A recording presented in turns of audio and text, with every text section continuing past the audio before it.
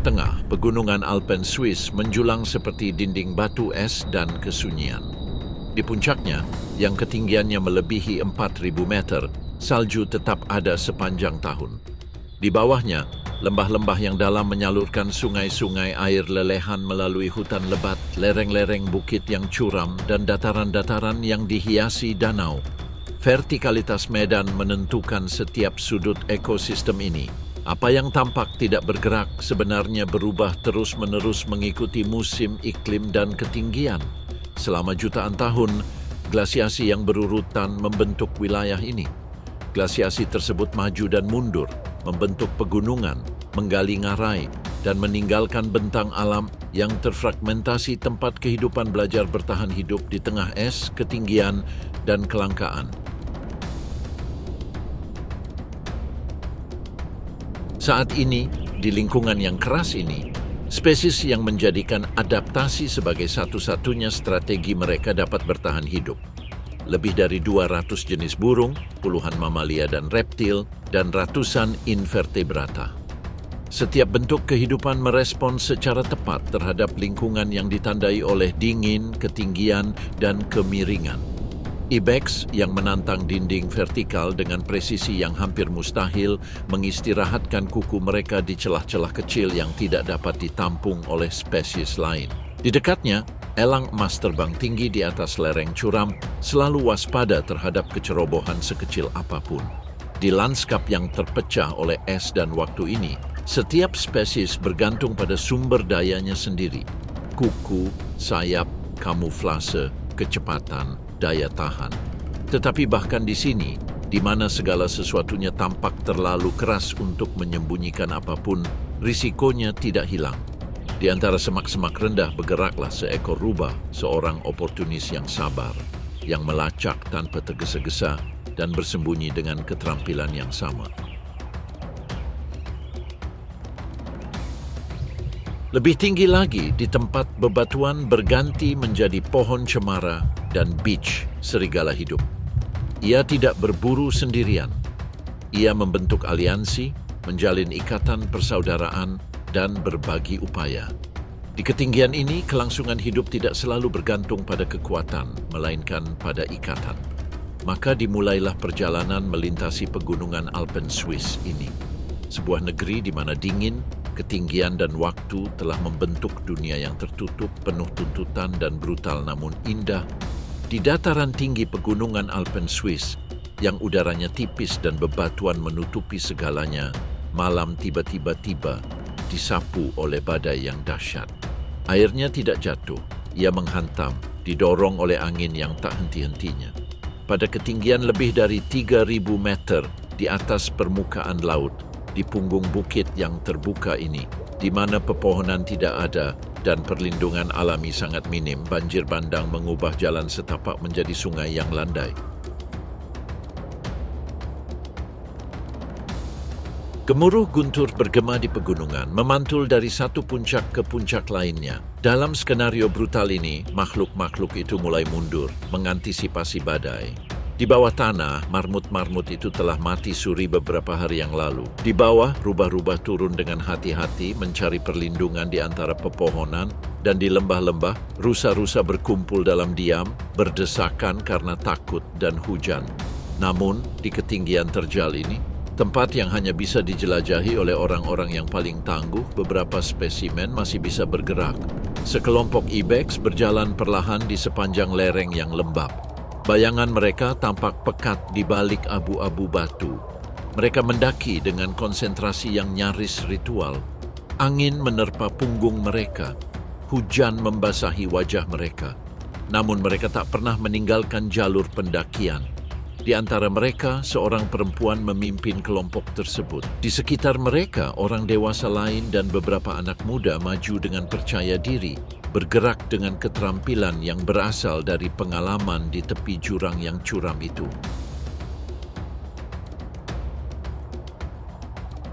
Mendaki di jam segini bukan iseng-iseng, juga bukan sekadar mencari tempat berteduh. Ini perjalanan yang terencana. Sekalipun tebingnya licin, sekalipun setiap langkah adalah pertaruhan melawan jurang, mereka tetap melangkah. dan mereka bisa melakukannya karena memang dirancang untuk itu. Kuku ibex terbagi, dibentuk oleh dua lobus fleksibel yang terbuka dan beradaptasi dengan setiap retakan, setiap ketidakteraturan di bebatuan. Pada dasarnya, bantalan kapalan menghasilkan gesekan bahkan pada permukaan basah. Mereka adalah alat hidup yang dirancang untuk melekat, bukan untuk melangkah. Dan meskipun hujan malam ini meniadakan sebagian keuntungan itu, ketepatannya masih menakjubkan. Mereka memanjat dengan ketenangan mereka yang biasa, sepenuhnya percaya pada keteguhan setiap tepian di bawah kuku mereka. Namun tak ada kesempatan kedua. Sekali terpeleset, tubuh mereka terjun bebas, melesat tak terkendali hingga menghantam batu tajam atau tanah tebing yang keras dan rapuh. Namun kali ini, bahaya tidak sampai pada mereka. Setelah pendakian yang terus-menerus dikelilingi oleh air dan kabut, mereka mencapai apa yang mereka cari. Sebuah langkan lebar yang dilindungi oleh tonjolan batu. Di dasarnya, terdapat lubang gelap, sebuah gua yang dalam, terpahat ribuan tahun lalu oleh es. Ini bukan pertama kalinya mereka datang ke sini.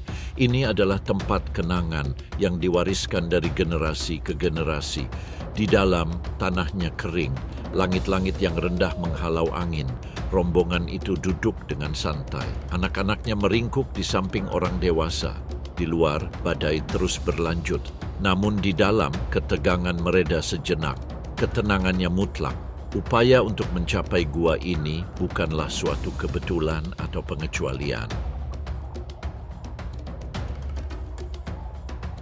Dalam ekosistem pegunungan, di mana musim terjadi dengan intensitas yang tidak proporsional, mengetahui kemana harus pergi sama pentingnya dengan mengetahui cara bepergian. Rongga pada batu ini bukanlah rumah permanen, tetapi merupakan tempat yang diingat oleh kelompok tersebut. Di musim dingin, matahari bersinar lebih awal di sisi gunung ini mencairkan embun beku lebih cepat. Di malam yang dingin, bebatuan menahan sebagian panas yang terkumpul. Dan yang paling penting, tidak ada rute akses langsung bagi predator darat. Satu-satunya pintu masuk adalah pintu yang sama yang didaki kelompok itu. Di sini, selama beberapa jam mereka aman. Saat fajar menyingsing, badai mulai mereda.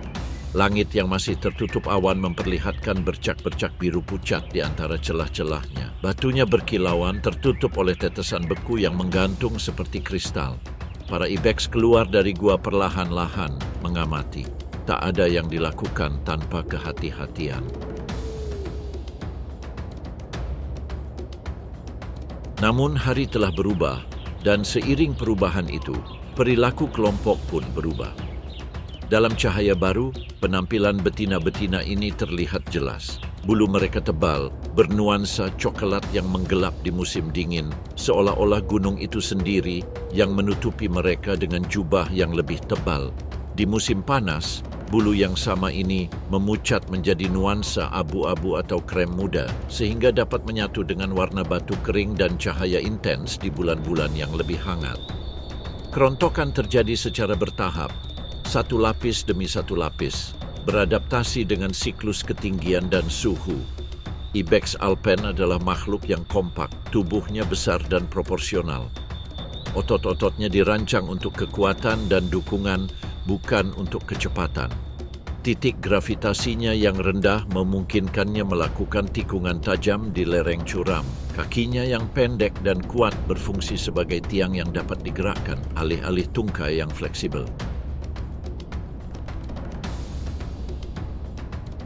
Betina, seperti halnya dalam kelompok ini, memiliki tanduk yang melengkung ke belakang, lebih kecil ukurannya daripada tanduk jantan, tetapi juga ditandai oleh lingkaran pertumbuhan. Lingkaran-lingkaran ini tidak hanya menunjukkan usia, tetapi juga saat-saat hewan tersebut mengalami musim dingin yang keras atau musim semi yang berlimpah. Tanduk adalah arsip hidup. Di pegunungan alpen, ibex hidup dalam kelompok yang stabil, terdiri dari betina dan anak-anaknya. Struktur kelompoknya tidak kacau. Ada aturannya sendiri, meskipun konfrontasi jarang diperlukan untuk menegakkannya. Hierarki diekspresikan dalam gestur-gestur minimal, postur, gerakan, tatapan tegas. Perselisihan fisik jarang terjadi, Pengalaman lebih penting daripada kekuatan. Betina yang memimpin biasanya yang paling berpengalaman. Ia telah melewati lebih banyak musim dingin daripada yang lain dan ingatannya menyimpan rute, tempat berlindung, dan tanda-tanda yang hanya waktu yang dapat mengajari kita untuk mengenalinya. Pengalaman itu bukan sesuatu yang abstrak. Ia telah menyelamatkan nyawa. Ketika cuaca tak menentu, ketika gunung menutup jalannya, dialah yang tahu kemana harus berpaling, kapan harus menunggu, mengapa tidak melangkah maju. Itulah sebabnya bimbingannya tak tertandingi. Tak seorang pun mencoba menggantikannya. Tak perlu memaksakan diri. Kehadirannya menumbuhkan rasa percaya diri, dan rasa percaya diri itu cukup bagi semua orang untuk mengikutinya. Pagi berlanjut. Kelompok itu menyebar di antara bebatuan, mencari tunas baru dan area aman untuk mencari makan. Segala sesuatu terjadi dengan ketenangan yang nyata, yang hanya dapat dicapai oleh spesies yang telah belajar untuk tidak terburu-buru. Namun, tidak semua ibex hidup berkelompok. Di sisi lain, ibex jantan menjalani kehidupan yang berbeda. Di luar musim kawin, pejantan tetap berada di pinggir lapangan. Mereka berkumpul dalam kelompok yang tersebar, berkeliaran di sepanjang lereng yang lebih tinggi, di mana salju membutuhkan waktu lebih lama untuk mencair dan keheningan hampir total. Ketika musim gugur menandai dimulainya musim kawin, para pejantan turun ke lembah untuk mencari betina. Maka bentrokan pun tak terelakkan. Dua pejantan mengamati dan mengukur satu sama lain. Mereka berdiri dengan kaki belakang dan menerjang ke depan, bertabrakan dengan kekuatan yang menggema di batu. Pukulannya brutal, tajam, tetapi jauh dari kata kacau. Ini adalah ritual yang terukur, tarian kekuatan dan ketahanan yang dapat diulang selama berjam-jam. Bahwa tak satu pun dari mereka terluka bukanlah suatu kebetulan. Kuncinya terletak pada anatomi mereka yang dirancang untuk menahan pukulan-pukulan ini tanpa mengalami kerusakan yang tidak dapat diperbaiki. Tanduk mereka yang panjang dan melengkung ke belakang bukanlah senjata biasa. Tanduk tersebut merupakan struktur yang diadaptasi untuk menyerap benturan. Bentuknya menyalurkan gaya menjauhi tengkorak, dan tulang frontal yang diperkuat dan kenyal bertindak sebagai penghalang penahan. Bahkan otaknya pun terlindungi. Terbungkus dalam meningen yang kuat dan memiliki ruang yang cukup untuk menyerap guncangan, otak ibex mampu menahan pukulan yang, pada hewan lain, akan berakibat fatal. Beginilah hierarki dikalibrasi. Yang penting bukan siapa yang menang, melainkan siapa yang melawan, siapa yang pantang menyerah. Ini adalah ukuran keuletan, bukan kekerasan. Saat pertarungan berakhir, sang betina memilih pemenangnya dengan mempertimbangkan kekuatan yang ditunjukkan serta kegigihan dan ketahanan yang ditunjukkan. Inilah momen ketika kehidupan terjamin dan siklus terus berlanjut. Kehamilan berlangsung sekitar 6 bulan. Bayi-bayinya lahir di awal musim panas, ketika kondisinya lebih stabil. Mereka berkembang di daerah yang curam dan sulit dijangkau, di mana induknya dapat menjauhkan mereka dari jangkauan karnivora besar seperti serigala atau elang emas. Sejak hari-hari pertama kehidupan mereka, ibex muda menunjukkan kemampuan mengejutkan untuk bergerak di antara bebatuan.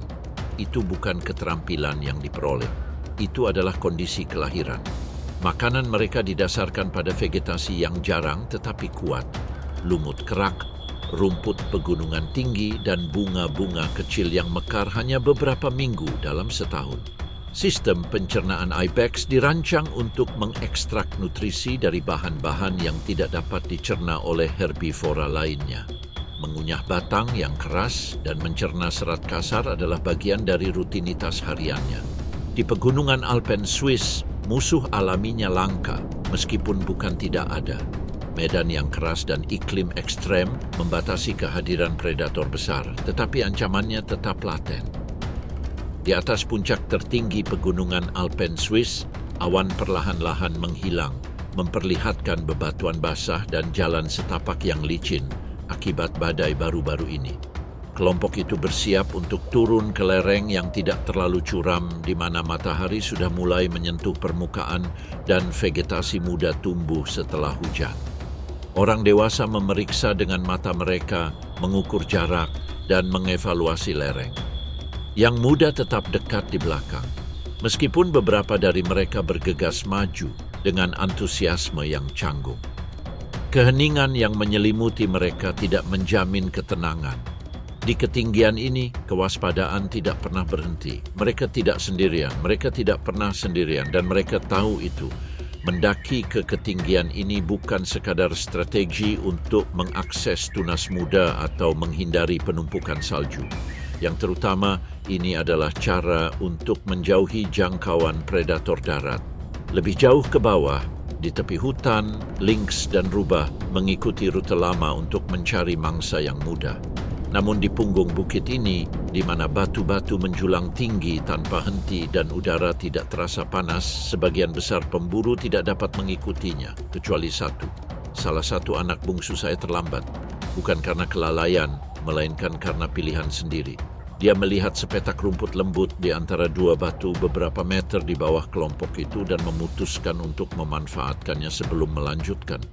Jaraknya tak jauh dari yang lain, mungkin 30 atau 40 meter. Tapi di lingkungan seperti ini, jarak itu bisa menjadi jurang yang tak berujung. Angin yang masih bersiul tak teratur melalui celah-celah gunung adalah satu-satunya suara yang mengiringinya. Lereng tempatnya berdiri menurun tajam. Di bawahnya ia membelah jurang yang tajam. Batu-batunya masih lembab tetapi stabil. Pegunungan di latar belakang membentuk profil yang tak terelakkan. Matterhorn menjulang bagai tombak yang membeku dalam waktu. Suasana hening, terlalu hening.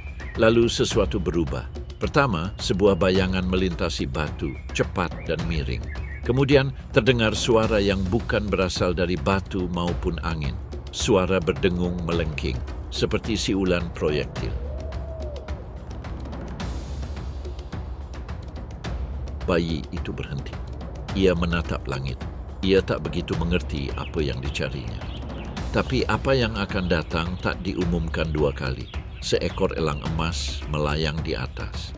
Ia telah berada di sana selama beberapa menit, mengikuti kelompok itu dari kejauhan, mengamati, dan menunggu. Sekarang setelah salah satu kelompok telah diisolasi, saatnya untuk bertindak. Dari ketinggian sedang, elang melipat sayapnya dan menukik. Lintasannya lurus, tanpa henti. Cakarnya terentang, tubuhnya menegang. Dalam waktu kurang dari 3 detik, dampaknya terasa. Ia tidak mengincar leher atau tanduk yang menonjol. Ia fokus pada sisi sayap, tempat ia bisa memberikan tekanan dan menggoyahkan pertahanan. Pukulannya tepat sasaran, mangsanya bergoyang-goyang, berputar-putar.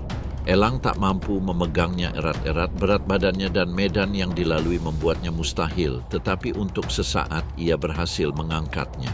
Sebuah gerakan yang tak wajar.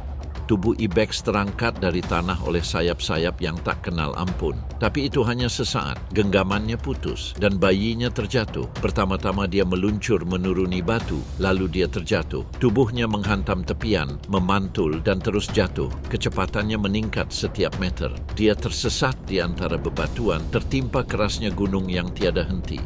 Dari atas elang itu melayang selama beberapa detik, membuat lingkaran-lingkaran kecil. Ia mengamati dengan sabar, memastikan tidak ada gerakan. Ia terbang tanpa tergesa-gesa, tidak ada urgensi dalam penerbangannya. Ia mencapai tepian terdekat, mendarat dengan mantap dan mengamati. Kepalanya nyaris tak bergerak, analisis. Lalu dekati. Elang itu mendarat di samping tubuh ibex. Tanpa ragu, ia dengan tenang mulai menyantap makanannya. Dengan menggunakan paruhnya dan cakarnya, ia memisahkan daging segar sambil membiarkan bagian yang tidak dapat dimakan tetap utuh. Setiap gerakannya tepat dan terukur, hasil dari insting dan pengalaman selama bertahun-tahun. Tak ada yang dibawa, tak satu pun potongan ke tempat lain. Tubuhnya tetap tergeletak di atas batu, terkoyak dan terluka akibat jatuh yang brutal. Keheningan kembali terjadi sesaat, hanya dipecahkan oleh desiran angin dan gema samar badai yang mulai mereda. Namun ceritanya tidak berakhir di sini. Dari atas jurang, bayangan turun perlahan. Dia dengan tenang mendekati mayat yang ditinggalkan burung pemangsa itu. Gerakannya lambat, terukur dan sadar akan lingkungan di sekelilingnya. Sebelum memberi makan, periksa mangsanya dengan hati-hati. Perhatikan setiap bagian yang dapat digunakan. Burung Nasar Griffon, yang terkenal karena ketangguhannya yang tak kenal lelah dan kemampuannya menemukan nilai di tempat burung lain telah lewat, tidak meninggalkan apapun yang berguna. Di kejauhan dari tepian yang tinggi, beberapa ibex mengamati. Mereka menyaksikan segalanya, kejatuhan, serangan, kematian. Akhir bagi seseorang adalah peringatan diam-diam bagi mereka. Tak seorang pun bersuara, tetapi pesannya tetap ada. Di bawah, burung Nasar itu tetap fokus pada tugasnya. Tak lama kemudian, burung-burung lain ikut berputar turun, tertarik oleh jejak yang sama. Tak perlu berdebat atau terburu-buru. Pasti cukup untuk semua orang. Dengan lebar sayap yang dapat melebihi 2,5 meter, burung-burung ini meluncur sejauh bermil-mil tanpa mengepakkan sayapnya, mengandalkan arus termal ke atas yang membentuk udara di atas medan terjal. Dari ketinggian itu, mereka mengamati dalam diam. Dan ketika maut menuntut tempatnya, mereka turun untuk memenuhi peran mereka yang tak tergantikan. Cakar mereka tidak diciptakan untuk berburu. Cakar mereka tidak mencabik atau membunuh. Cakar mereka adalah alat keseimbangan. Hal yang sama berlaku untuk paruh mereka yang melengkung, mengingatkan pada paruh pemburu tetapi tidak melukai. Cakar mereka hanya mencabik dan membelah secara efisien apa yang sudah mati. Tidak seperti kerabatnya di Afrika, yang menghuni dataran terbuka dan panas di mana mereka harus berbagi bangkai dengan hiena, serigala, atau bahkan singa, burung Nasar Griffon, bergerak di lingkungan yang berbeda.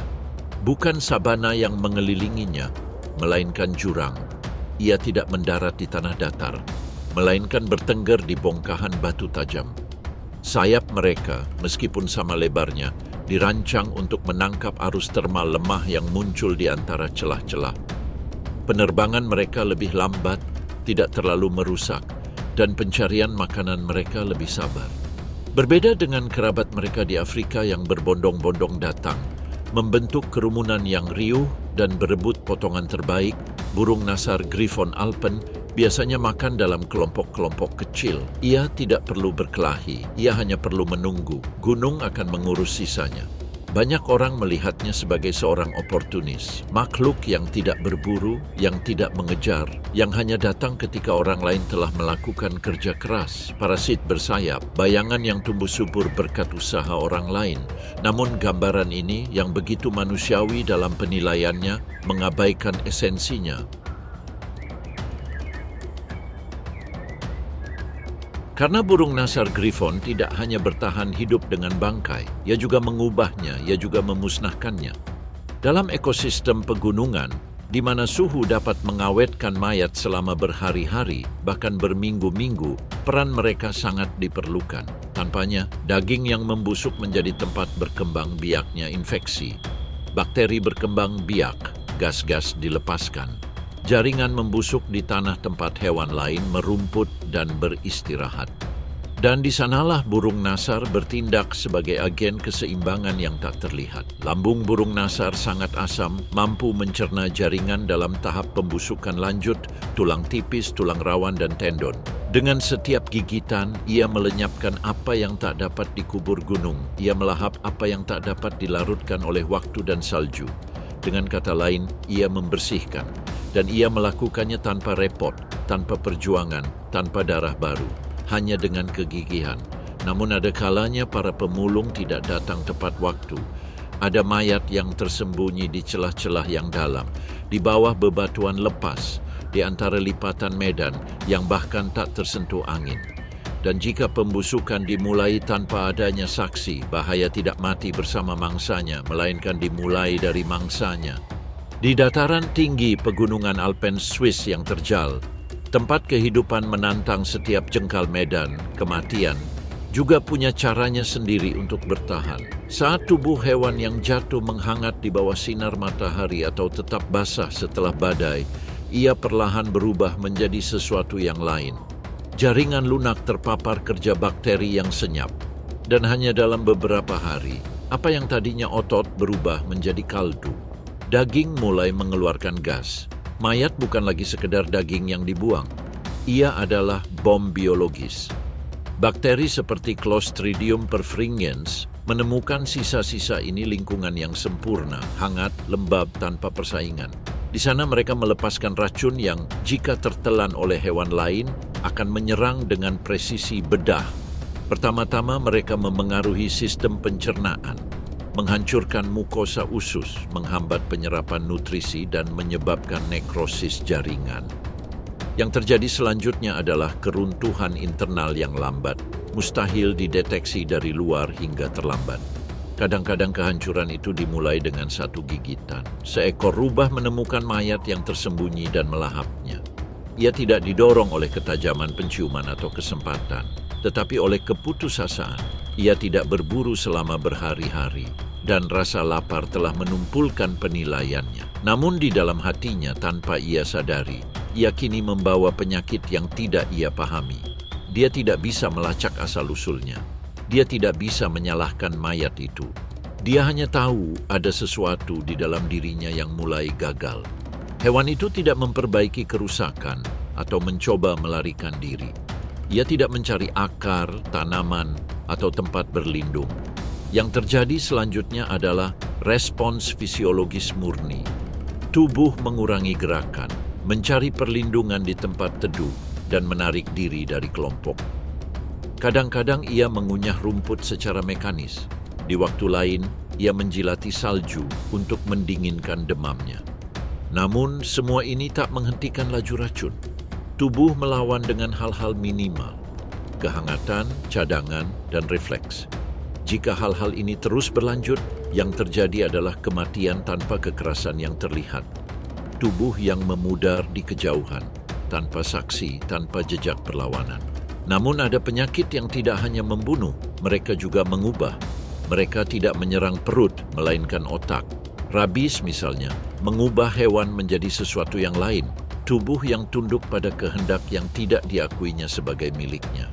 Cukup sekali gigit, sapuan air liur dan darah sekilas. Sejak saat itu, virus memulai serangannya yang brutal. Ia masuk melalui saraf tepi, perlahan naik melalui sumsum tulang belakang, dan ketika mencapai otak, ia menulis ulang virus tersebut.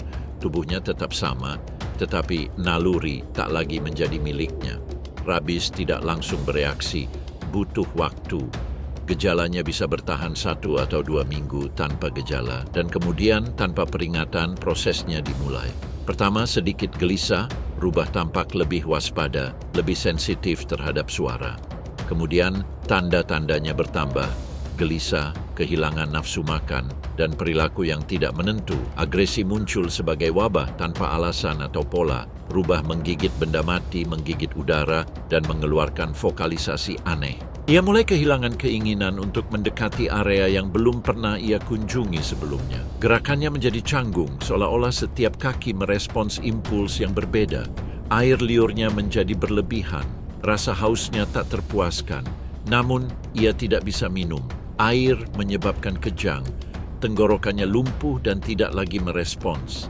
Tragisnya bukan hanya karena ia menderita, tragisnya adalah ia tak bisa menyembunyikannya, dan di alam kelemahan terlihat dari jauh. Rubah-rubah lain menghindarinya, beberapa menyerangnya. Ia dengan cepat kehilangan tempatnya di kelompok dan menjadi bahaya bagi pejalan kaki. Tubuh yang masih bernafas tetapi tidak lagi menjadi bagian dari kehidupan. Kematian terjadi karena kolaps, kelaparan, agresi eksternal, atau gangguan neurologis murni. Tidak ada pengobatan yang memungkinkan. Tidak ada strategi yang dapat membalikkannya. Yang tersisa pada akhirnya adalah seekor rubah tergeletak di atas batu atau di antara akar-akar dengan busa kering di sudut moncongnya, dan matanya terbuka lebar. Di pegunungan Alpen Swiss, tempat segala sesuatu tampak ditentukan oleh keagungan gunung atau ketepatan evolusi. Penyakit tak kasat mata. Ia tak berwujud. Ia tak meninggalkan jejak di bebatuan atau bekas di salju. Namun, ia ada di sana. Di usus yang membengkak tanpa peringatan. Di tubuh yang bersembunyi saat merasakan ada yang tidak beres. Di gigitan yang tak membunuh tapi menebar, dia adalah aktor yang tak terlihat. Namun, ia punya tujuan. Penyakit dengan caranya sendiri menyeleksi. Ia memurnikan, ia mengganggu, ia membatasi. Ia tidak menghargai kekuatan atau kecerdasan. Terkadang bahkan usia pun tidak. Ia terjadi begitu saja. Sebagaimana ibex jatuh jika terpeleset dan burung nasar datang jika mencium bau darah, ada pula kejatuhan yang lain, kejatuhan internal, kejatuhan yang tak terlihat dari jauh, kejatuhan yang tak memicu pelarian maupun pengejaran, hanya perubahan senyap di dalam tubuh, sinyal yang tidak sampai pada waktunya, dan akhir yang tidak meriah. Dalam ekosistem yang setepat pegunungan Alpen Swiss, bahkan apa yang tak terlihat, apa yang larut ke dalam yang tak terlihat adalah bagian dari keseimbangan. Pegunungan kini telah berlalu, tetapi rasa pusing telah mereda. Lanskap telah berirama lebih padat. Di bawah 2.000 meter, tempat pohon cemara merah berdiri bagaikan penjaga tanaman dan tanah ditutupi jarum kering, lumut, dan akar yang saling terkait, bentuk kehidupan lain dimulai. Yang lebih tenang, lebih tersembunyi. Di sini, angin tidak bersiul di antara punggung bukit atau bertiup dalam hembusan kering. Angin tersebut tersaring masuk. Ia melewati dahan-dahan yang tinggi, melengkung di antara batang-batang pohon, dan menghilang dalam bayangan. Cahaya datang terfragmentasi. Hutan bernapas melalui celah-celah tak beraturan di antara tajuk. Udara lebih lembab, lebih padat. Dan apapun yang menghuni tempat ini, tak perlu berlari atau terbang untuk mendominasinya. Hampir tak terlihat dengan tubuh padat berwarna coklat tua, kumbang kulit kayu alpin berukuran hanya beberapa milimeter. Namun, di balik kesunyian pepohonan cemara, kehadirannya begitu kuat. Disebut tipografer karena tanda yang ditinggalkannya, serangkaian terowongan yang diukir di bawah kulit kayu yang jika dilihat bersama-sama menyerupai alfabet rahasia. Itu bukan cacat pada kayunya, melainkan pola invasi. Ia tidak berburu, ia tidak mengejar, ia tidak melarikan diri, ia menggali. Seekor jantan membuat galeri pertama di pohon cemara yang lemah, pohon yang menderita kekeringan, petir, penyakit, atau sekadar berjalannya waktu. Dari dalam ia memancarkan feromon, sinyal kimia yang tepat dan kuat. Dalam beberapa jam, 2, 3, dan terkadang lebih banyak betina tiba, menggali terowongan samping tempat mereka akan bertelur. Di sana, setiap galeri adalah janji kelahiran. Setelah menetas, larva memakan floem, jaringan hidup pohon. Gerak maju mereka mengganggu aliran getah, dan apa yang tidak langsung mati mulai runtuh perlahan. Setelah muncul, tunas-tunas dewasa baru menyebar. Mereka mencari pohon-pohon baru. Jika musim panas panjang dan musim dingin ringan, siklus ini berulang 2 bahkan 3 kali dalam satu musim. Ritme alami semakin cepat, dan kerusakan yang tadinya hanya bersifat lokal segera berubah menjadi epidemi hutan. Kumbang tipografer selalu ada, tetapi perubahan iklim memberinya keuntungan tak terduga. Sebelumnya, dinginnya musim dingin Alpen mengurangi jumlah mereka dan mengganggu reproduksinya. Kini, dengan suhu yang lebih sejuk, lebih banyak kumbang bertahan hidup, lebih banyak generasi lahir, dan akibatnya lebih banyak pohon tumbang.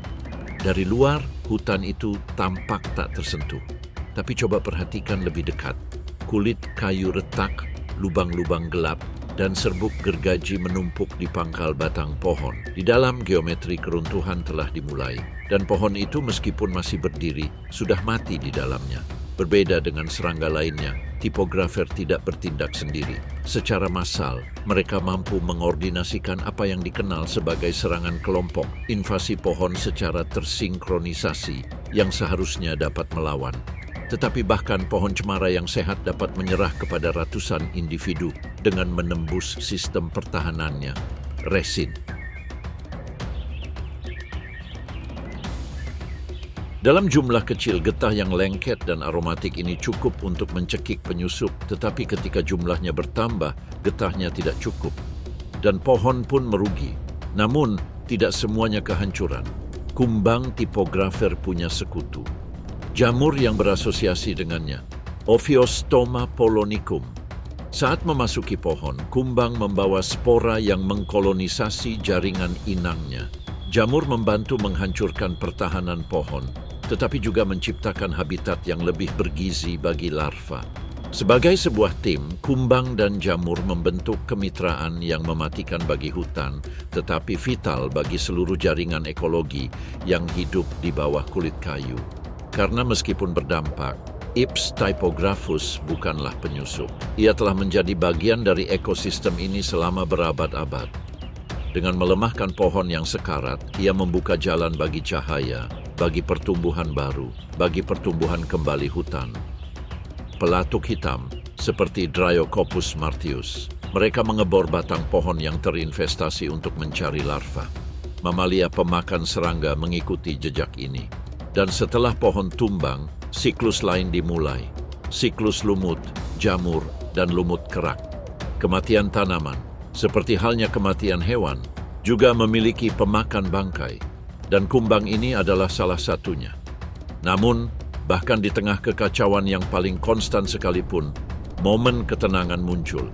Ketika bayang-bayang musim dingin menyelimuti hutan dan aktivitas tampak terhenti, alam bersiap untuk jeda yang sangat dibutuhkan. Selama waktu ini, serangga kecil ini memasuki keadaan diapause. Metabolismenya melambat hingga minimum, dan ia tetap tersembunyi di dalam pohon atau di bawah serasah daun, menunggu dengan sabar. Meskipun tahan terhadap dingin, ia tidak mengabaikannya dan tahu kapan waktunya bangun. Pada tanda pertama pencairan, tanda pertama kehangatan, sudah cukup untuk mengaktifkan kembali siklus tersebut, menghidupkan kembali hutan. Perbedaannya dengan kerabatnya dari garis lintang Afrika atau Mediterania sangat jelas. Di pegunungan Alpen Swiss, kumbang ini berevolusi untuk bertahan hidup dalam kondisi ekstrem. Musim dingin yang panjang, musim panas yang pendek namun intens, serta tekanan konstan dari ketinggian, kelembapan, dan persaingan. Dia tidak butuh kecepatan atau kekuatan. Dia hanya butuh sesuatu yang lebih halus, pengaturan waktu. Karena waktu di dunia mereka bukanlah hambatan, melainkan keuntungan. Waktu memungkinkan pohon tumbuh di saat paling rentan. Waktu memberinya ruang untuk bereproduksi beberapa kali di musim yang menguntungkan. Dan itulah yang memungkinkannya melewati musim dingin tanpa lelah dalam keheningan. Sementara segalanya membeku, ia menunggu. Saat yang lain terburu-buru, ia tetap tenang. Dan ketika saatnya tiba, ia memulai lagi. Ritme yang lambat dan nyaris tak terasa, ini menopang logika yang berbeda. Logika yang tidak didasarkan pada dampak langsung, melainkan pada konsistensi, akumulasi, dan pada hal-hal yang tak terlihat. Yang paling membingungkan dari semuanya adalah skalanya. Sementara di atas tebing tinggi, elang berburu dengan ketepatan tanpa henti dan ibex menentang gravitasi dengan setiap langkahnya. Di sini, di bawah kulit hutan, organisme sepanjang 0,5 sentimeter dapat dengan diam menjatuhkan raksasa setinggi 30 meter. Tak ada pelarian, tak ada ras, tak ada kekerasan yang nyata, hanya kesabaran. Di wilayah ini, terkadang hal yang paling merusak bukanlah apa yang masuk, tetapi apa yang menetap, apa yang bekerja dari dalam, apa yang tak terlihat. Maka saat kami turun dari puncak-puncak Alpen yang bersalju abadi menuju bayang-bayang hutan, drama alamnya tidak lenyap, skalanya saja yang berubah. Karena bahkan di sini, di mana matahari nyaris tak menyentuh tanah, dan segala sesuatu tampak tak bergerak, ada kehidupan yang menuliskan sejarah mereka di terowongan, mengukir kayu dengan presisi, dan meninggalkan jejak mereka di tulang punggung hutan. Kayu yang tumbang, ditandai dengan alur bekas gigitan kumbang kulit kayu, tertinggal di tanah sebagai rekaman pembusukan yang sunyi. Di antara cabang-cabang gundul dan akar-akar yang terbuka, hutan masih aktif meskipun permukaannya tampak berbeda. Di bawah dunia itu, tersembunyi di terowongan dalam yang tak terlihat, makhluk lain telah menyempurnakan kehidupan paralel. Di lapisan bawah hutan pegunungan, saat hari mulai berakhir, giliran luwak Eropa dimulai. Ia bukanlah pemburu yang tangguh atau migran yang hebat. Kekuatannya terletak pada kegigihannya, pada hubungannya yang erat dan sabar dengan tanah. Ia membangun liang yang luas, disebut liang luwak, yang luasnya bisa beberapa meter persegi, dengan puluhan meter terowongan dan beberapa pintu masuk yang tersebar di seluruh medan. Struktur kompleks ini mencakup ruangan untuk tidur, menyimpan makanan, dan membuang limbah, dan sering dihuni oleh generasi berikutnya. Ada sistem yang digali bertahun-tahun lalu yang masih aktif, perlahan-lahan berkembang, seolah-olah Luwak menolak untuk sepenuhnya meninggalkan pekerjaan nenek moyangnya. Di medan pegunungan Alpen Swiss yang terjal dan berbatu, sarang luwak bukan sekadar tempat berlindung, tetapi juga merupakan strategi bertahan hidup. Untuk menyelesaikan tugas ini, luwak memiliki tubuh yang padat dan berotot, yang beradaptasi dengan kehidupan di bawah tanah. Cakarnya yang kuat mampu menggali dengan efektif bahkan di tanah berbatu atau beku. Kepalanya yang panjang dan sempit memudahkannya memasuki terowongan, sementara lapisan lemak tebal di bawah kulitnya melindunginya dari dinginnya malam. Meskipun sebenarnya ia tidak berhibernasi, ia secara drastis mengurangi aktivitasnya selama musim dingin, memakan cadangan makanan yang terkumpul di musim gugur. Ketika malam tiba dan hutan berubah menjadi bayangan, luwak muncul. Dia bergerak hati-hati, mengendus udara. Indera penciumannya tajam, membimbingnya melewati semak-semak untuk mencari cacing tanah, serangga, akar, buah yang jatuh, dan hewan pengerat kecil. Berbeda dengan predator alpin besar, pola makannya beragam dan fleksibel sehingga mampu bertahan dalam kondisi cuaca buruk. Ia jarang berburu, tetapi ketika berburu, ia bertindak dengan presisi dan kecepatan yang tak terduga untuk ukurannya. Hutan pegunungan yang bagi hewan lain merupakan tempat singgah atau penghalang, ternyata menjadi lingkungan yang akrab dan terukur bagi makhluk ini.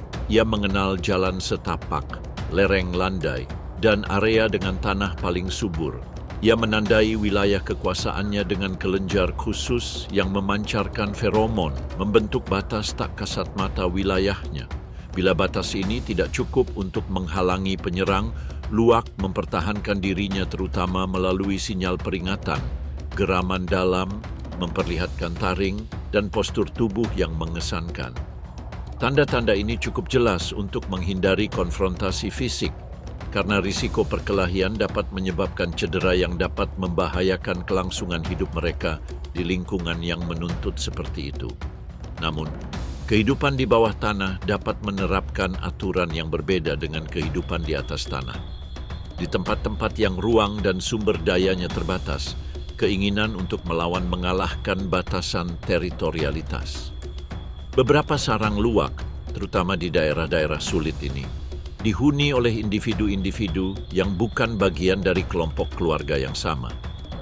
Koeksistensi yang tak terduga menjadi sebuah strategi, karena di luar isolasi, arsitektur bawah tanah menawarkan sesuatu yang bahkan lebih berharga, keabadian. Di ruang bersama ini, kekekalan ini bukan sekadar tempat berlindung fisik, melainkan aliansi diam-diam antara orang-orang asing untuk bersama-sama melawan kondisi yang ditimbulkan oleh gunung. Namun, di luar, semuanya terjadi dalam skala yang berbeda. Luwak-luwak itu maju tanpa meninggalkan jejak yang jelas, jauh dari jejak rusa atau jejak rubah. Ia tidak sering terdengar, tidak menerobos ke tempat terbuka, dan tidak meninggalkan tanda-tanda tergesa-gesa. Namun, ia tetap bertahan. Ia telah belajar bertahan hidup tanpa gembar-gembor, menghindari puncak musim dingin, menghindari kontak langsung dengan serigala atau lynx, dan mengandalkan malam sebagai perisai. Gerakannya rendah, nyaris tak terlihat. Sebuah siluet menggali di antara akar dan dedaunan, mengendus, menyeret sesuatu yang ditemukan di tanah dengan giginya. Terkadang ia membeku di pintu masuk liang dan hanya menunggu. Ritualnya yang paling konsisten adalah kembali.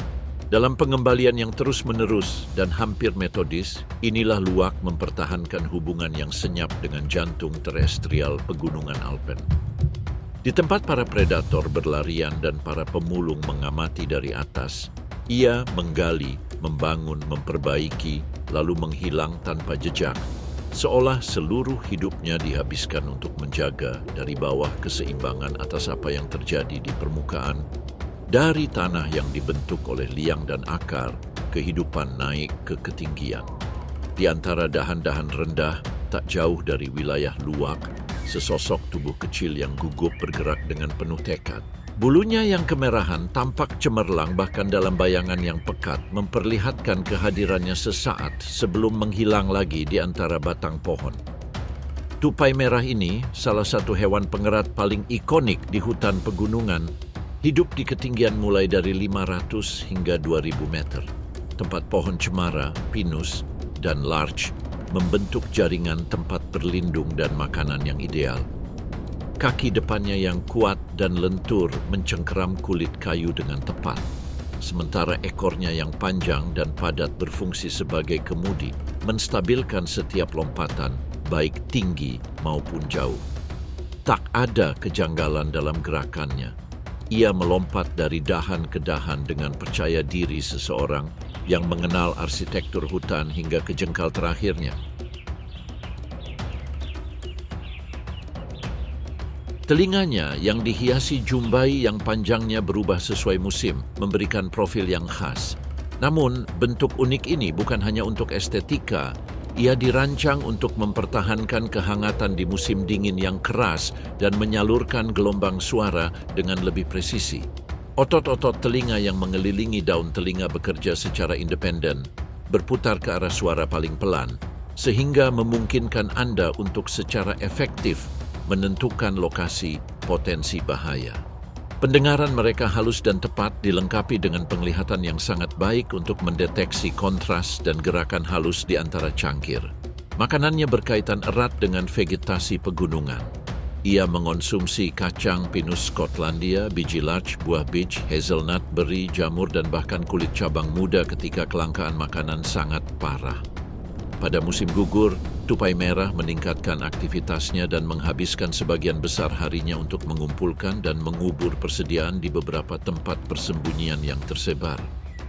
Strategi penyimpanan yang terfragmentasi meminimalkan risiko kehilangan seluruh mata pencaharian mereka akibat penjara, dan pada saat yang sama memainkan peran ekologis yang penting karena banyak benih yang tidak ditemukan kembali berkecambah saat musim semi, mengubah penghuni hutan kecil ini menjadi salah satu agen utama regenerasi hutan di ketinggian ini.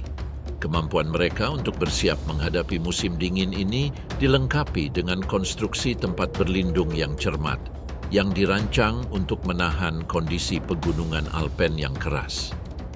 Sarang mereka yang terletak di rongga alami atau di sarang yang ditinggalkan berbentuk tertutup, bulat, dan kompak. Di sana ia mengumpulkan lumut, rumput kering, bulu, dan kulit kayu untuk menjaga kestabilan suhu di dalamnya. Meskipun tidak berhibernasi selama bulan-bulan terdingin di musim dingin Alpen yang umumnya berlangsung dari akhir November hingga awal Maret, ia secara drastis mengurangi aktivitasnya, tetap berada di sarang untuk sebagian besar waktu dan keluar sebentar saja untuk mencari makan. Dengan datangnya musim kawin, rutinitas mereka berubah total. Siklus hidup hewan pengerat yang lincah ini tercermin dalam perubahan perilaku yang nyata selama musim kawin. Perilaku mereka menjadi lebih gelisah. Mereka mengeluarkan vokalisasi kering bernada tinggi dan terlibat dalam kejar-kejaran singkat yang kacau di antara dahan-dahan. Pengejaran ini memainkan peran penting dalam seleksi seksual. Hal ini memungkinkan pejantan menunjukkan kelincahan dan keterampilan, atribut yang dievaluasi oleh betina sebagai indikator kesehatan yang baik dan kemampuan genetik. Melalui sinyal vokal dan postur, betina mengomunikasikan penerimaan mereka dan memilih jantan yang mendominasi wilayah dan menunjukkan kekuatan yang meningkatkan peluang kelangsungan hidup keturunan mereka. Proses ini juga membantu membangun hierarki dan menghindari konfrontasi yang keras, sekaligus menyelaraskan kondisi hormonal yang diperlukan untuk perkawinan. Perkawinan terjadi di pertengahan musim dingin atau awal musim semi, dan setelah masa kehamilan sekitar 6 minggu, anak-anaknya lahir di sarang tersembunyi dan terisolasi dengan baik yang dibangun di rongga pohon. Sang ibu tetap bersama mereka selama minggu-minggu pertama, memberikan kehangatan dan perlindungan yang konstan. Anak-anaknya lahir dalam keadaan buta dan telanjang, sangat bergantung, dan selama periode ketenangan keibuan inilah indera mereka mulai berkembang dan bulu tebal yang akan membantu mereka mempertahankan suhu tubuh saat tiba waktunya meninggalkan tempat berlindung mulai terbentuk. Seiring berlalunya hari, tubuh mereka tidak hanya tumbuh lebih kuat, tetapi mereka juga mengasah keterampilan yang akan menunjang kehidupan dewasanya. Tupai merah memiliki perkembangan kognitif yang luar biasa, terutama untuk menghadapi tantangan lingkungan yang menantang seperti hutan pegunungan. Memori spasialnya menakjubkan. Ia dapat mengingat lusinan tempat penyimpanan makanan selama beberapa bulan, bahkan di bawah salju. Hipokampus, wilayah otak yang terkait dengan orientasi dan navigasi, lebih berkembang dibandingkan spesies terestrial terkait yang mencerminkan adaptasi otak yang terspesialisasi. Intinya, sistem saraf mereka disesuaikan dengan kehidupan di dataran tinggi untuk membuat keputusan langsung untuk menghitung rute pelarian berdasarkan geometri hutan. Seperangkat kemampuan ini melampaui kecepatan atau kekuatan fisik. Ia mendefinisikan cara hidup berdasarkan antisipasi dan kewaspadaan konstan. Tupai merah telah menyempurnakan kewaspadaan ini sebagai bentuk bertahan hidup. Ia mengenali pola suara di sekitarnya, mengingat susunan setiap cabang di wilayahnya, dan mendeteksi perubahan halus dalam perilaku spesies lain. Keheningan burung yang tiba-tiba, derit dahan pohon di tempat yang tak terduga, atau perubahan angin yang membawa bau yang tak dikenal dapat menjadi tanda peringatan. Ini bukan sekadar sensasi sesaat, tetapi isyarat yang terus-menerus ditampilkan dan ditanggapi oleh tupai, mengintegrasikan setiap sinyal ke dalam jaringan kompleks kewaspadaan hariannya. Di tanah, di mana ia kehilangan sebagian kendalinya, langkahnya menjadi hati-hati dan tegang. Tubuhnya tetap menempel di tanah, sementara matanya mengamati cakrawala dengan cepat. Tiba-tiba semuanya membeku. Tak ada suara, semuanya lenyap. Burung-burung berhenti berkicau. Dari balik semak-semak, seekor serigala muda menatapnya. Tak bergerak, mengamati dan menunggu. Tupai itu pun tetap tidak bergerak. Sesaat, waktu terasa berhenti. Lalu ia bereaksi dengan tepat. Dalam waktu kurang dari 1 detak jantung, ia naik ke bagian dedaunan yang paling lebat. Pengejaran terhenti. Serigala itu tetap di tanah, mengendus, mencari, tetapi tidak menemukan apapun. Hanya keheningan yang ditinggalkan tupai saat ia terbang di udara. Dari atas, ia tetap tak bergerak dan diam.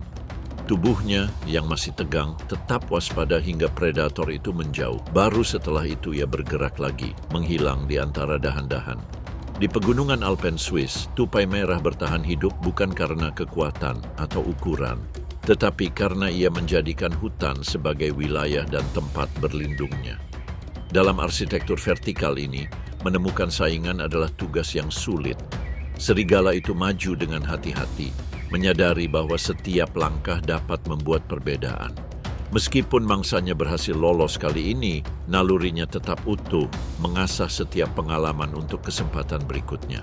Itu bukan mangsa sungguhan, tetapi latihan, upaya naluriah untuk menyalurkan energi. Masih terengah-engah, dia mulai berjalan menuju tempat kelompoknya menunggu. Langkahnya perlahan menurun di antara dedaunan kering dan salju tipis. Dan saat ia muncul dari sela-sela pepohonan, ia tidak luput dari perhatian. Meskipun kedatangan mereka sunyi, yang lain sudah menyadarinya. Seekor serigala muda memiringkan kepalanya dan serigala lain mendekat perlahan. Tanpa peringatan, mereka semua mulai mengibaskan ekor mereka, tanda yang jelas dari keharmonisan dan pengenalan. Reuni yang sederhana dan nyaris ritualistik itu berlangsung di tengah aroma, suasana, dan pengenalan satu sama lain. Tak perlu kata-kata atau suara, mereka tahu mereka adalah bagian dari kawanan yang sama. Pengakuan diam-diam ini bukanlah sesuatu yang biasa saja atau dangkal. Di balik citra ganas yang sering dikaitkan dengan serigala, terdapat struktur sosial yang kompleks yang dibentuk oleh kepercayaan, ikatan, dan bentuk kesetiaan tertentu. Kelompok ini bukanlah sekelompok pemburu acak, melainkan suatu unit terorganisasi di mana setiap individu mengetahui tempatnya dan memelihara hubungan khusus dengan yang lain. Serigala yang baru tiba itu mendekati salah satu serigala sebayanya dan menjilati moncongnya. Serigala lain menyenggolnya dengan kepalanya. Itu bukan kasih sayang yang tak beralasan. Itu adalah koreografi leluhur berupa pengakuan dan kepemilikan. Melalui interaksi sehari-hari ini, kerangka emosional kawanan dibangun. Mereka saling merawat tidak hanya untuk menjaga kebersihan, tetapi juga untuk memperkuat ikatan mereka. Indera penciuman mereka memungkinkan mereka mendeteksi perubahan halus pada kondisi emosional orang lain, dan kepekaan ini merupakan kunci bagi fungsi kelompok mereka. Tak ada ruang untuk melepaskan diri. Kawanan yang tak terkoordinasi tak berburu, dan jika tak berburu ia tak akan bertahan hidup. Namun, kerangka sosial ini didasarkan pada struktur hierarki yang pasti. Meskipun gambaran tradisional serigala alfa telah disalahartikan dan disederhanakan, kebenarannya adalah bahwa ada perbedaan status antara individu dan perbedaan ini menjadi terlihat pada waktu-waktu tertentu. Hierarki tidak dipertahankan oleh penyalahgunaan kekuasaan, tetapi oleh pengalaman, inisiatif, dan kemampuan untuk menyatukan kelompok. Kepemimpinan tidaklah permanen atau tidak tergoyahkan, tetapi dihormati. Kadangkala, ketika mangsanya lebih kecil atau usaha yang dikeluarkan lebih besar daripada hadiahnya, pembagian tidak dilakukan secara diam-diam. Hierarki menjadi kentara, mentah, seperti tanda yang melintasi setiap gestur. Salah satu serigala telah menangkap mangsa, tetapi itu tidak cukup untuk semua orang. Ia menyeretnya melewati pepohonan, kepala tegak dan tubuh tegang, memperjelas bahwa makanan itu miliknya. Dia berhenti, bernapas berat, dan mulai menggigit dagingnya. Namun ia tidak sendirian. Di sekelilingnya, anggota kelompok lainnya mengamati, menunggu sinyal.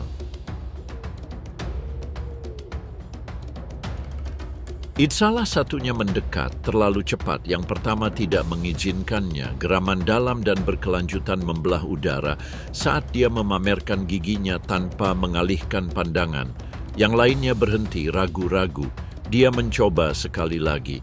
Lalu tanpa kekerasan yang berlebihan datanglah koreksi, gigitan tajam ke moncong.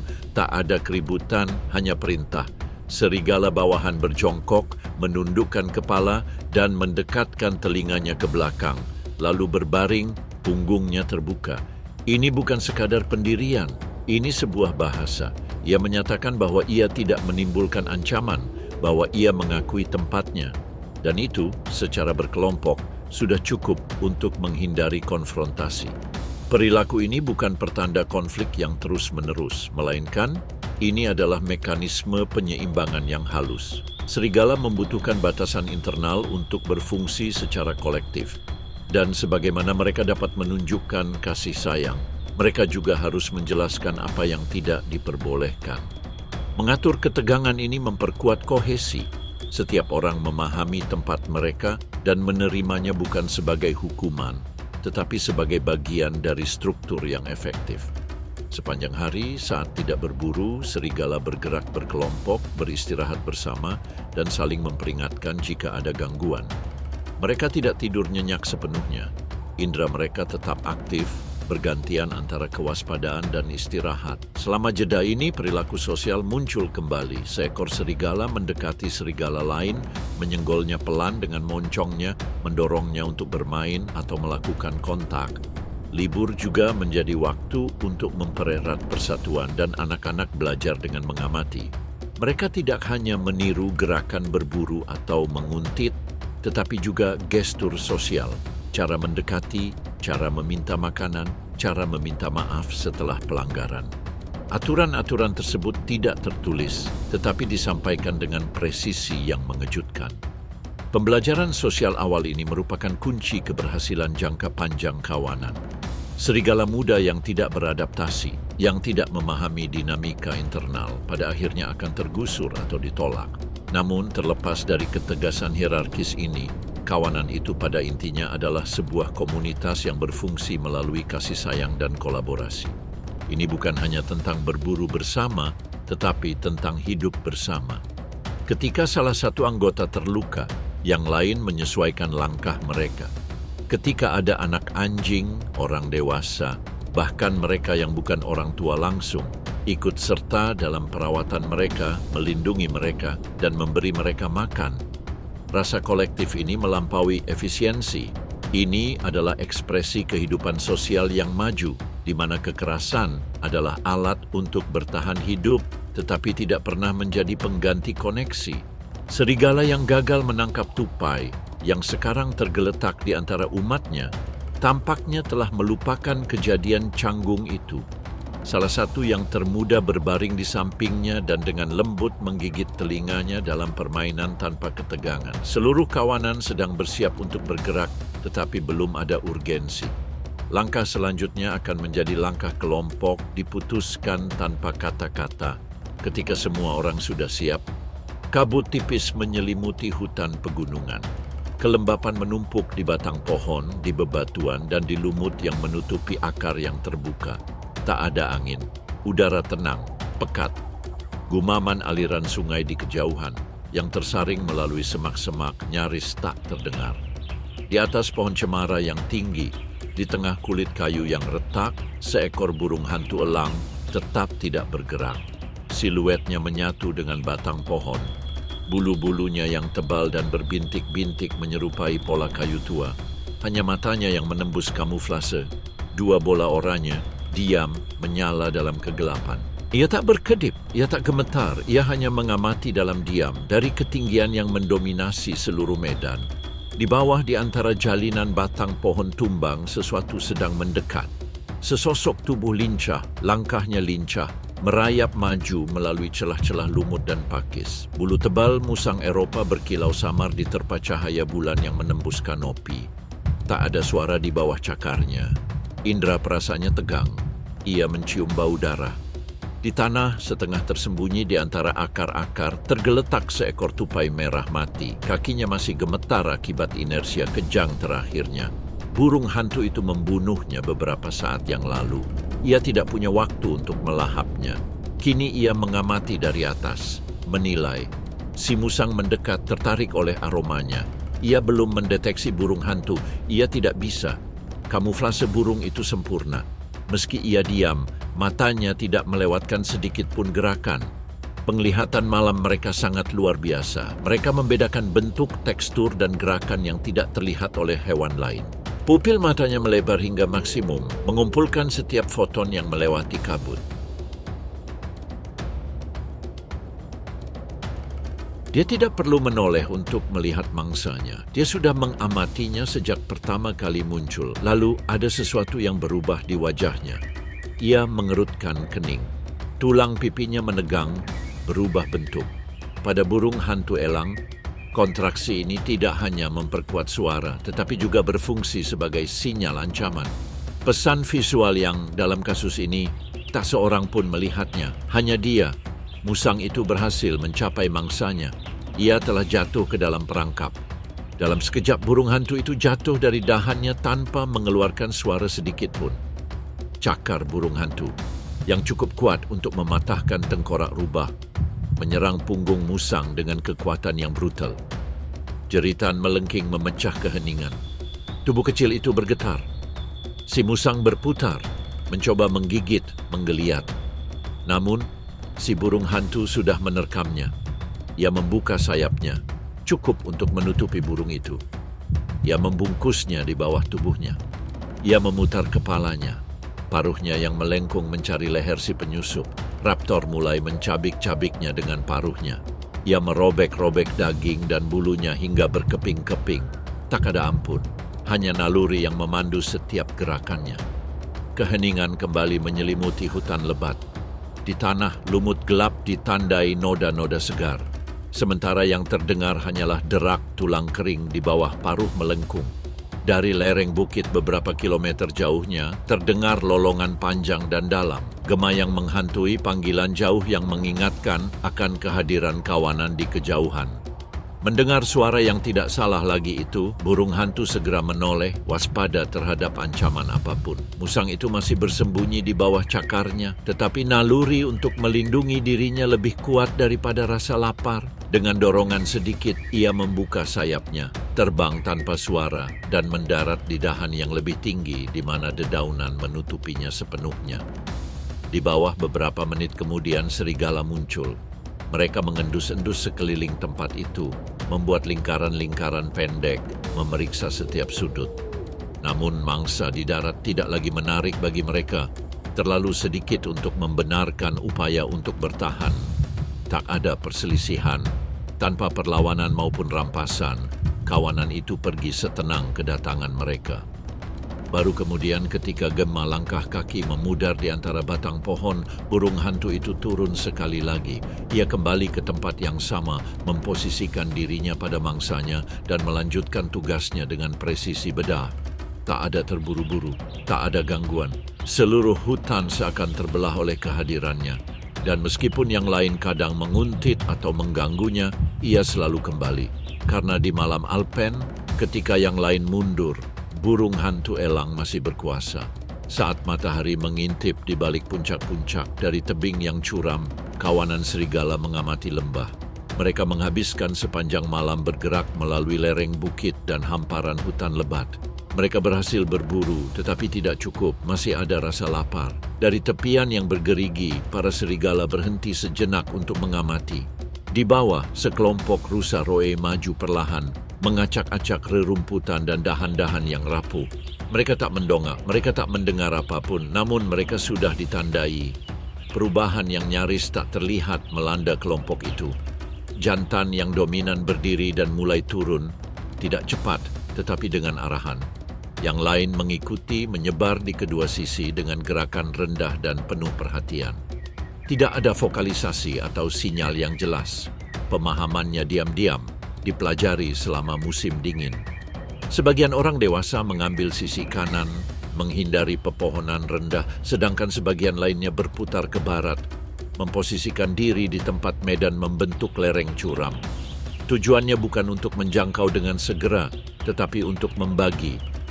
Di dasar celah yang tertutup semak belukar, seekor serigala muda yang lebih impulsif memecah keheningan. Kemunculannya yang tiba-tiba cukup untuk menebar kepanikan di antara rusa roe. Kelompok itu menyebar ke segala arah, tetapi kemiringan dan susunan predator mendorong mereka ke leher perangkap. Salah satu di antaranya, yang lebih gemuk dan lambat bereaksi, tanpa sengaja terpisah. Ia berlari menanjak, tempat mulut penyergapan menantinya. Hewan itu mencoba mengubah arah, tetapi tanah yang lunak mengkhianatinya. Nyaris tak bergeser, dan itu sudah cukup. Gigitan pertama menembus tendon kaki belakangnya. Ia pun terhuyung. Serigala lain menerkam dan mencengkeram lehernya.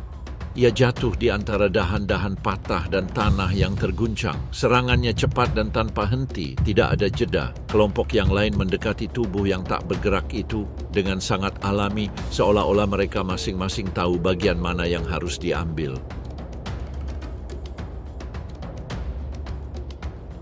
Efisiensi bukanlah hasil dari kegilaan, tetapi dari struktur. Setiap individu tahu betul strategi yang harus diikuti. Jantan yang dominan adalah yang pertama menancapkan gadingnya. Ia tidak memaksakan diri, tetapi tidak ada yang mendekat sebelum ia merobek sisi tubuhnya. Kemudian orang-orang dewasa mengambil tempat mereka satu demi satu mengolah daging hangat. Tidak ada bentrokan atau gerutuan. Hierarki telah ditetapkan dan rasa lapar terkendali. Yang termuda, yang terpinggirkan, merobek potongan-potongan kecil dari kaki mereka. Seekor betina, induk beberapa anak beruang dari musim sebelumnya, mundur beberapa langkah sambil menggigit sepotong makanan. Ia menguburnya di dekat situ sebagai cadangan untuk nanti. Burung dewasa lain dengan bulu yang lebih terang memalingkan kepalanya sejenak dan mengendus angin, waspada terhadap binatang pemakan bangkai yang mungkin bersembunyi. Tetapi tidak ada pesaing di dekatnya. Untuk saat ini lembah itu milik mereka. Dalam waktu kurang dari 1 jam, tubuhnya telah kehilangan bentuk aslinya. Bagian-bagian penting telah dilahap dan yang tersisa hanyalah kulit, tulang panjang, dan tulang rusuk yang telanjang yang akan segera menarik burung nasar. Puas, kawanan itu telah meninggalkan area tersebut dan kini bergerak perlahan menuju deretan pohon pinus yang lebih tinggi, di mana tanah yang lembab menawarkan mereka kesejukan dan keteduhan. Mereka tak menyeret apapun, tak menoleh ke belakang. Mereka duduk di antara bebatuan berselimut lumut dan berbaring berdampingan seolah hari baru saja dimulai. Kekerasan yang baru saja terjadi tak meninggalkan jejak dalam gerak-gerik mereka. Hanya aroma darah yang masih tercium di antara moncong mereka yang mengingatkan kita akan apa yang terjadi. Istirahat datang dengan cepat, tetapi belum sepenuhnya. Dua orang dewasa tetap tegak, memandang ke arah hutan. Yang ketiga berbaring tetapi tetap mengarahkan telinganya ke arah suara-suara di sekitarnya. Saat matahari mulai condong ke barat dan bayangan semakin panjang, salah satu orang dewasa duduk dan mengeluarkan lolongan yang panjang dan dalam. Ini bukan alarm atau peringatan, ini penegasan kehadiran. Dari bagian lain hutan, tempat gema memantul di antara gunung-gunung, beberapa respons datang dari jauh, singkat seperti nada tunggal. Seluruh kawanan ikut serta dalam panggilan itu. Masing-masing suara memiliki nada, irama, dan volume sendiri. Ini adalah nyanyian paduan suara kuno yang memperkuat kohesi di antara para anggotanya dan menyatakan tanpa kekerasan bahwa lembah ini telah diklaim. Anak-anak anjing yang lebih muda mengamati ritual itu dengan saksama dan beberapa bahkan berani menirunya dengan lolongan pendek yang masih canggung. Panggilan mereka tidak mendesak tetapi ada ketegasan. Perburuan berhasil, kawanannya utuh, dan wilayahnya masih milik mereka. Untuk saat ini, namun di pegunungan Alpen Swiss, kehidupan tidak berhenti bersama mereka. Di tengah kesunyian hutan, di mana salju melembutkan setiap suara dan bayangan menebal, seorang pemburu tunggal lainnya bergerak dengan sembunyi-sembunyi dan tepat sasaran. Lynx boreal, satu-satunya kucing yang menghuni wilayah ini, menjelajahi tanah yang merupakan hak alaminya. Kehadiran mereka bukanlah sisa-sisa, tetapi bukti nyata pemulihan yang menyeluruh, terencana, dan efektif. Populasinya punah di Swiss pada akhir abad ke-19 akibat perburuan liar, rusaknya ekosistem hutan, dan perambahan manusia. Namun pada tahun 1970-an, serangkaian reintroduksi yang dikontrol dengan cermat memungkinkan kembalinya spesies ini. Kini, spesies ini telah memantapkan posisinya di dua wilayah utama, Pegunungan Alpen Barat Laut dan Pegunungan Jura. Di kedua wilayah tersebut, spesies ini telah membangun kembali dominasinya dengan efisiensi yang melampaui kemampuan adaptasi presisi di pegunungan. Tubuh lynx dibentuk sedemikian rupa untuk merespons lingkungan pegunungan secara tepat. Bulunya berubah ketebalan dan warnanya seiring musim, menjadi lebih tebal dan pucat di musim dingin untuk menyamarkan diri di salju dan mempertahankan kehangatan. Cakarnya yang besar dan empuk berfungsi seperti sepatu salju alami, mendistribusikan beratnya di atas salju yang lembut, memungkinkannya bergerak maju tanpa tenggelam atau bersuara. Otot-ototnya yang kuat dipadatkan menjadi tubuh yang padat, panjangnya hanya lebih dari 1 meter, dengan ekor pendek yang mencegah hilangnya panas dan tidak menghalangi pergerakannya di antara bebatuan, dahan, dan lereng. Namun di kepala merekalah sebagian besar senjata tercanggih mereka terkonsentrasi. Telinga mereka berakhir di sebuah jambul hitam khas, terdiri dari rambut-rambut kaku yang di luar penampilannya yang khas juga berfungsi sebagai sensor. Setiap telinga memiliki lebih dari 20 otot independen yang memungkinkan mereka bergerak secara terpisah, mendeteksi arah suara secara akurat, dan menyesuaikan orientasinya seperti antena sensitif. Kemampuan pendengarannya memungkinkannya mendeteksi mangsa yang bergerak di antara dedaunan atau di bawah salju, bahkan tanpa harus melihatnya. Jangkauan pendengarannya mencakup frekuensi yang tak terdengar oleh spesies lain, dan kemampuannya untuk mengisolasi suara di lingkungan yang bising menjadikannya salah satu predator paling efisien di belahan bumi utara. Mata kuning kusam mereka beradaptasi dengan kegelapan fajar dan senja. Saat hutan mulai terbangun dan mangsa berukuran sedang menjadi lebih aktif, pupil vertikal mengontrol masuknya cahaya secara presisi, memungkinkan Anda mempertahankan penglihatan yang tajam dan penuh perhitungan dalam kondisi sulit. Kemampuan mengukur jarak secara akurat inilah yang memungkinkan lompatan akurat, lompatan yang menentukan keberhasilan atau kegagalan Anda. Giginya tidak besar, tetapi tajam dan efisien. Gigi taringnya yang panjang dengan mudah menembus leher korban, dan gigi gerahamnya dirancang untuk merobek daging dengan efisiensi yang senyap dan cepat. Cakar-cakarnya, yang tersembunyi saat istirahat, tampak melengkung sekaligus kuat, alat serbaguna yang mencengkeram erat mangsanya, dan vertikalitas pohon serta batu, skenario di mana ia bergerak dengan keterampilan dan sembunyi-sembunyi yang sama. Lynx tidak mengejar, ia tidak berlari-lari kecil berjam-jam, ia tidak mengganggu, ia mendekat perlahan, mendeteksi pola gerakan, mengingat rute mencari makan, dan mempelajari ritme mangsanya. Mungkin butuh waktu berhari-hari baginya untuk menemukan saat yang tepat, tetapi saat ia menemukannya, ia bertindak dengan kekerasan yang tiba-tiba. Dia tidak berimprovisasi, dia menghitung dan mengeksekusi. Cahaya fajar menyingsing menembus dahan-dahan hutan, mewarnai salju dengan warna putih pucat dan dingin. Udara bersih dan segar, sementara tanah yang diselimuti putih meredam langkah kaki dan melembutkan suara. Seekor rusa roe muda melangkah hati-hati, perlahan menancapkan kakinya di salju yang segar. Ia menggerakkan kepalanya perlahan, mengendus udara, waspada terhadap tanda apapun. Ia berhenti, menjulurkan leher untuk melihat ke belakang tanpa menyadari siluet yang tersembunyi di antara pepohonan. Lynx tetap tak bergerak. Setiap otot di bawah bulunya yang tebal menyimpan ketegangan yang terpendam dan terkendali. Telinganya yang tegak bergerak hampir tak terdengar, menyesuaikan diri secara tepat dengan suara-suara di sekitarnya. Ia tak mengalihkan pandangannya dari rusa roe.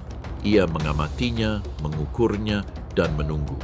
Sasaran berbalik lagi, waspada oleh suara gemeretak kecil di salju. Ia mengamati hutan tanpa suara, tetapi tak menemukan apapun di antara batang-batang pohon yang tak bergerak. Setelah beberapa detik, dia menurunkan kewaspadaannya dan melanjutkan berjalan, memberikan kembali ke bahaya. Saat itulah Lynx mulai mendekat, perlahan dan terukur, dengan langkah yang begitu lembut hingga tak mengganggu salju. Setiap gerakan adalah perhitungan, manuver tepat untuk mengurangi jarak tanpa terdeteksi. Ketika jarak tak lagi memungkinkan penundaan, Lynx berhenti sejenak. Seluruh tubuhnya menegang, terfokus pada satu impuls. Lalu, tanpa peringatan atau suara sebelumnya, ia melesat. Serangannya bersih dan brutal.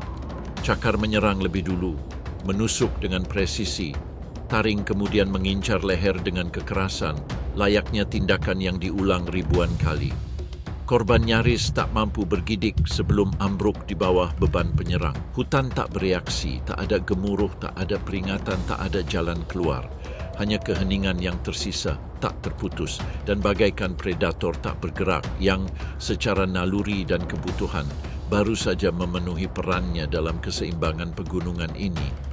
Membentang lebih dari 200 km, pegunungan Alpen Swiss berdiri sebagai salah satu pegunungan tertua dan paling ikonik di Eropa. Formasi-formasi ini, yang puncaknya melebihi ketinggian 4.000 meter, ketinggian telah dibentuk oleh waktu, tetapi terutama oleh es.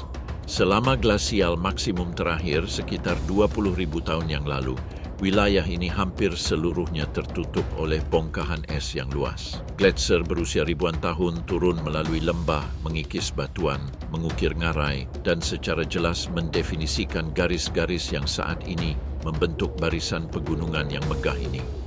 Lapisan es yang terus-menerus dan merusak inilah yang membentuk lerengnya, mengukir lintasan pegunungannya, dan membentuk danau-danau glasial yang masih tersebar seperti cermin di antara bebatuan. Ketika es mulai mencair, pencairannya berlangsung perlahan, membebaskan tanah sedikit demi sedikit. Namun proses ini tidak meninggalkan kekosongan yang sunyi. Proses ini membuka jalan bagi dunia yang terus berubah, di mana setiap tetes yang jatuh menandakan kehidupan yang akan datang. Di tempat yang dulunya sunyi senyap, berbagai lingkungan luar biasa mulai terungkap. Gletser, meskipun berkurang, masih ada, tetapi sekarang hidup berdampingan dengan hutan subalpin, padang rumput, lereng berbatu dan curam, serta tundra dataran tinggi. Transisi ini menandai dimulainya proses rekolonisasi oleh satwa liar. Saat ini, pegunungan Alpen Swiss menjadi rumah bagi lebih dari 30.000 spesies hewan. Banyak di antaranya yang luar biasa beradaptasi dengan tuntutan lingkungan vertikal dan keras ini. Di tebing yang paling curam, Ibex alpen memanjat dengan keyakinan yang hampir mustahil. Kuku mereka yang terbelah dan berbantalan berfungsi seperti capit pada batu. Dan keseimbangan mereka telah diasah oleh generasi demi generasi individu yang tidak mampu gagal. Di bawah, rubah merah menyelinap melalui semak-semak memanfaatkan bayangan dengan kemampuan siluman bawaannya. Marmut di sisi lain menggali liang di tanah yang padat dan bertahan hidup selama berbulan-bulan di bawah salju berkat siklus hibernasi yang tepat dan teliti. Di udara, burung pemangsa menyesuaikan penerbangannya dengan arus turbulen yang naik ke lereng. Dan dalam kesunyian malam, burung hantu mengawasi dengan sabar, beradaptasi dengan kegelapan dan dingin, menjadi penjaga yang diam di ketinggian yang tak kenal ampun ini. Kasus-kasus ini, di antara banyak kasus lainnya, mengungkap pola yang mendalam. Di pegunungan Alpen, kelangsungan hidup tidak dicapai dengan beradaptasi dengan iklim atau medan, tetapi dengan beradaptasi dengan keduanya secara bersamaan.